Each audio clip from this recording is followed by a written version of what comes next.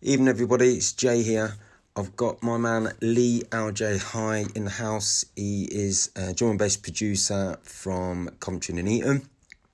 He's well known in the scene and also the industry. We are going to be talking about lockdown, music, how he got into music, and also how it helps his mental health. And this is for the People Rockers Festival, which is a festival of creative health designed and made for people by the people. And it's also celebrating the arts of creativity. We're champion creators, change makers, dreamers and doers, makers and thinkers, and rebels.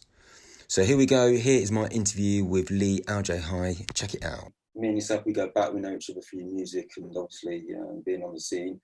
Yeah. How did you get into music? What happened? What was your love of that? Well, it first started going out raving like it does, for us all. My first nights out. I'm slightly younger than you, so my first nights out were, were the Edge in Coventry, and I pretty much went there the whole time it was open. Almost, I think I missed one night of the Edge, so that was where I sort of. I'd been listening to the music before that, so I'd got into the music from sort of listening to tape packs and all that kind of thing, as everyone does. But then I think when I really decided that I wanted to have a go at DJing and that kind of thing was I was stood on the balcony looking down at the crowd, and as you know now that the floor bounces when I remember that. Yeah. And Tango Jamie come up and stood by the side of me, and they were playing one of his tunes, and he was sort of standing over there looking at everyone like rocking it to his track. And I thought, wow, that must be such a buzz seeing that. And that's when I started buying records. And it started from there. Just to all the people, obviously, don't know who Tango is, or as we know him as Jamie, just give us a bit of an insight to who he was. Tango, he had a partner called Ratty, and Tango and Ratty, they were both quite big in the hardcore scene before it emerged into drum and bass in the old rave scene. Tango was more prolific on the production side, whereas Ratty was more known for DJing. But he was quite a prolific producer back then on big labels like Formation Records. And he was well known. So he did a lot of PAs as well as DJ sets back in them days. I didn't actually know that. Yeah. I remember him running up downstairs because the DJ platform was at the top in the gods. Yeah. And he did a PA downstairs and then had to run upstairs and DJ straight after. Yeah, I know. Obviously, to the people that are listening, unfortunately, he's no longer with us anymore. No. I know, talking to yourself, he was quite probably one of the biggest influences on you. Music production, how you put things together. But I think he was pretty much the catalyst for you to actually start DJing as well, obviously from that conversation as well. He was definitely the catalyst from, looking into getting into DJing. And later on, I was already producing before we became good friends. But he really pushed it on a level for me because he was so precise in everything he did. So it really helped me to, be a lot better at what I did. So it's a lot thanks to him. Good. So I know that obviously, I'm myself and the rest of the guys, we're big listeners to your show. You got something on Bass Drive. So if we just go back before Bass Drive, we had a bit of a conversation in the week. You're actually on another radio station before Bass Drive, weren't you? Is that right? Yeah, so I've just celebrated my 10th anniversary of playing on Bass Drive, 10 years. But before that, I started I think it was 2003 on internet radio. So 17 years I've been doing drum and bass internet radio. So there was a site called Cunning Minds, which was a guy called DJ Minds and a guy called DJ Cunning D. So they put their heads together and started. It was kind of really early back then. Internet radio had just kind of started to get going, and so they sort of contacted me and said, have you got an internet connection? Do you want a show? Well, yeah, okay, let's do a test, and there you go. 17 years later, still doing it. And just tell us a little bit about the transition, because obviously, you know, you're on Bass Drive, extremely well-known radio station on the internet, you know. Yeah. Myself and a lot of drum and bass lovers, and also house. So just tell us a little bit about a transition to get onto Bass Drive. Yeah, so back then I was speaking to one of their owners. They've got 3 site owners, and this guy Dan, DJ D-Funk, he plays on a Thursday on Bass Drive, and we've been speaking a bit, and he invited me over to do a guest show over at his place in Leicester, and it obviously went down quite well because he asked me to do a regular show. So, I mean, you know, I'd already been doing it 7 years at that time, so I was quite comfy speaking on the mic, and, you know, so, it was quite an easy sort of fit, and I picked it up and, carried on doing it on Bass Drive. Brilliant. So, I mean, obviously, you know, we're all in uncertain times. As I said to you at the start of the call, this online festival, Creative Health, and obviously it's by the people for the people, but it would have been something which would have been in a venue where we could have, you know, speaking, maybe had a mic, a bit of TV. So it's changed for everyone in terms of how we do things. How have you found lockdown yourself? It's been a bit of a interesting time getting used to it, because I don't normally work from home. I'm office based normally, so just to suddenly work from home was a bit of a change. I mean, I'm quite okay with it in a way. I didn't mind sort of.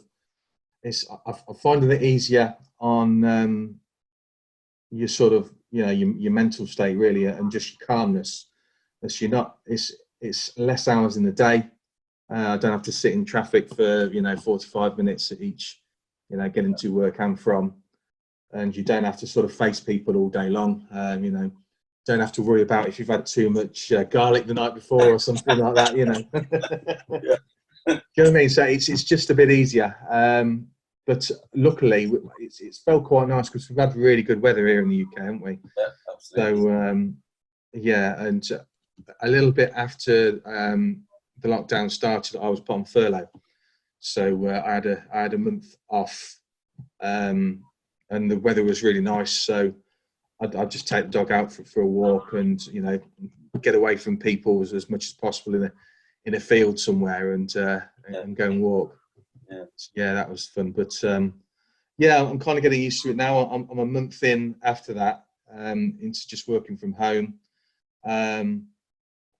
It is a bit of a transition, getting used to actually sitting there and doing your work, and not getting tempted to sort of, you know, just go and watch TV, you know. I sit in the garden, you know. Yeah, I totally understand what you're saying. I mean, I look after a territory, so obviously, you know, my day is based around appointments. Yeah. You know, I mean, hopefully I should be out of furlough by the end of July, but I'll be based working at home, so it's going to be a totally different thing for me. Yeah. Just going back, you said something about, obviously, your mental health in terms of how furlough's been. Yeah.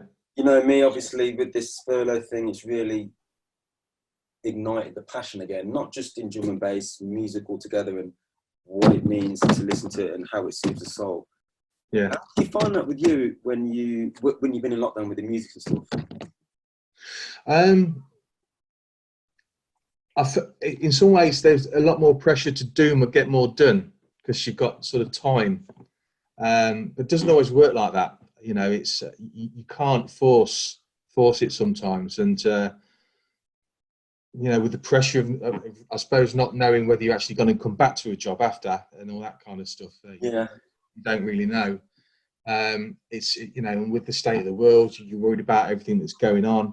So all that's sort of playing in your mind a little bit. So it's quite tough to just feel that, you know, free energy as such to work on music. So I didn't get as much done as I thought I was going to with a bit of free time. Yeah. You know, a month straight off of just, you know, not having to work. I thought I'd get a lot more done, but I didn't. You almost need that you know, that rhythm every day to get into that sort of mindset, and you get everything else done in a kind of an order where you feel clear in your head to do something, and and be creative. So I guess it's tougher in some ways, just to really sort of knuckle down and do something, because you've got all these other things sort of going on in your brain. There's no normality about it. No, absolutely. I mean, sort of later on in the week, I'm going to be sort of speaking to guys that use a lot of art. There's very kind of a lot of artists, and I know for a fact that that's helped their mental health and helped them get through. Even stuff like maybe doodling at home on paper or drawing things or doing it on walls, whatever, that's helped them. So I'm guessing you having more time, but being a little bit more in tune to your music has helped your mental health as well. Oh, definitely, yeah. I mean, it's my release. Without it, I go a little bit mad. It's if I don't work on music for sort of 2 or 3 weeks, then I start going. I get all angsty. If you know what I mean. Yeah. It feels like I need to do something. So it really is like my release. It's it's what I've been doing for quite a while, and it's what my brain tells me I need to do, if you know what I mean. So, isn't it? It soothes you. Yeah. And it's not always because you're trying to get somewhere, or you're trying to make the sort of the perfect track, but it's just something you just feel you need to do. And once you can kind of let go of all of that and just do it for fun, and just then you can just get lost in the moment of it. Absolutely. And I guess that's what it is. It's it really is about trying to live in that moment rather than living in the past or living in the future, and worrying about the past, worrying about the future. If you can sort of stop and worry about what you're doing right now, and music does that. No, absolutely, totally. I mean, as you know from me, I'm probably sending you about 50 text messages a day asking you good tracks. And it's great because, as you know, I've always been into music, love my funk, love my soul, love my jazz. But I think what this lockdown has taught me is that if you have something that soothes you and releases you, use it and run with it. Right? And that's been a really, really good thing for myself, and obviously you as well. So, in terms of LJ's world, what are we working on? Have we got any? If you just want to tell the guys, you're working on any sort of production, any music, what's going on? Yeah, I mean, obviously there's obviously Bass Drive. You can listen to me every Sunday. I play on Bass Drive at 5 till 7 UK time. But also production wise, I've got something coming out on DJ Randall's label at some point later on in the year. So that's going to be an EP. I've got to finish. There's only one tune that's fully decided on at the moment, but off the back of that, I've got to finish an EP as well. So that's 3 of the tracks I've got to decide and work on. And then another project that I've told you about that I'm keeping that one under wraps. Oh yeah, I know about that. Is that the heavy one? It's the heavy one, yeah. But that's probably been one of the labels I've been trying to get on for many years. So it's that's really given me a smile in these weird times. But info will be coming very soon. Well, it's a sense of achievement, isn't it? It is, yeah. You have your little bucket lists of things you want to tick off, and labels you want to be on, and that's definitely one of them. Absolutely. I know that we've spoke about a place. Is it Sardinia? Is it Sun and Bass? Sun and Bass, yeah. Sun and Bass is it's like the Mecca for drum and bass. Basically, it's an amazing place and vibe. It's in sunny Sardinia yearly. Well, it would have been, but obviously cancelled this year. But I played there for I played there 3 years in a row, and it's just amazing. All the people, all your names that we've grew up with, love it there. Everyone said it's their favourite gig of the year. If you speak to your Fabio and Groove Riders, and they all say that is their one gig that is first on the list, ticked off. They have to or want to get on every year. And it's it's just I suppose it's a bit of effort and money to get there. Yeah, absolutely. So it's it's full of the right kind of people, and you make every year I go, you make a load of new friends, and then it's the only time each year you get to see certain friends, because you make these friends from all around the world, because the people from all around the world go there, and then obviously you go away again and you don't see them again, and then you go back there next year, and it's what it's like with some friends where you can not see them for 1-2 years and you're still like best of mates. Yeah, of course. And that's what it's like. It's like everyone you meet there is like your best mate. It's brilliant. It's brilliant. It's well worth it. I guess it'll be back next year, and I will be there. And you should too. I know, yeah. So, to anybody that doesn't know, let's just say for budding DJs, people that want to produce like yourself. Yeah. Is it a good place for them to network? If they've got any music that they want to get out to, let's say the big boys, is that a place to be, is it? Oh, Sun and Bass. Yeah. Definitely. There's a lot of people I know whose careers have jumped just from being there. Because you get to mingle with everyone. Everyone's on the beach. You can go and sit on the beach in the day, and you've got your groove riders, high contrast sitting next to you playing frisbee. All that kind of stuff. So you get to network with everyone and sit around the table and have drinks and talk about what you do with people in the evenings. So it really is, a good face to face. And obviously, you can have a couple of USBs in your pocket and hand them over to people directly. So it really can help your career and get to know people in the industry. Yeah. And just last couple of questions.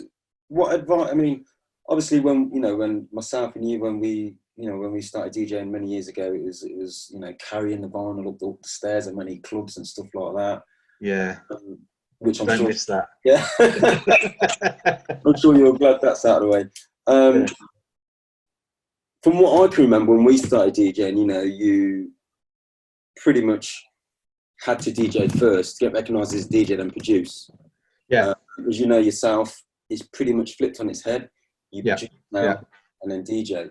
I think that's because it's because everyone can pretty much be a DJ now. You can buy a controller.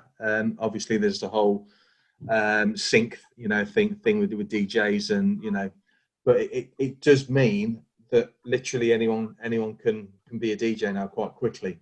Yeah. And you don't have to go out and spend a lot of money on records. You can, if you've got a mate, they can send you a load of MP3s, and all of a sudden, you can be having a go at it. And so it's difficult a lot more, I'd say, to stand out as a DJ, which I think is why it's sort of flipped on its head. And while there's also a lot more people producing these days, there's so much good music as well at the minute. Everyone is a lot of the kids are coming straight out of college. So they've learnt, whereas we had to sort of learn off each other. Yeah, absolutely. And kind of work it out as we go along. I could sort of be trying to sort of fiddle my way through it for 10 years, and some kids have come out of college and know more than me after 2 years of doing it. So but it means there's a lot of good talent out there now. There's a lot of kids coming straight out and doing a lot of good things. And what sort of advice would you give somebody that wanted to not necessarily get into what we love, drum and bass? Yeah. In general, what advice would you give to them? Well, for producing, I'd definitely say just do it for fun. There's just have it. Get yourself some equipment. Obviously, you need samples and all that kind of stuff.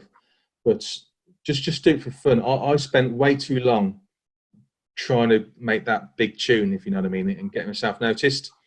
And the harder you try, the more it sort of, it becomes unnatural, I guess.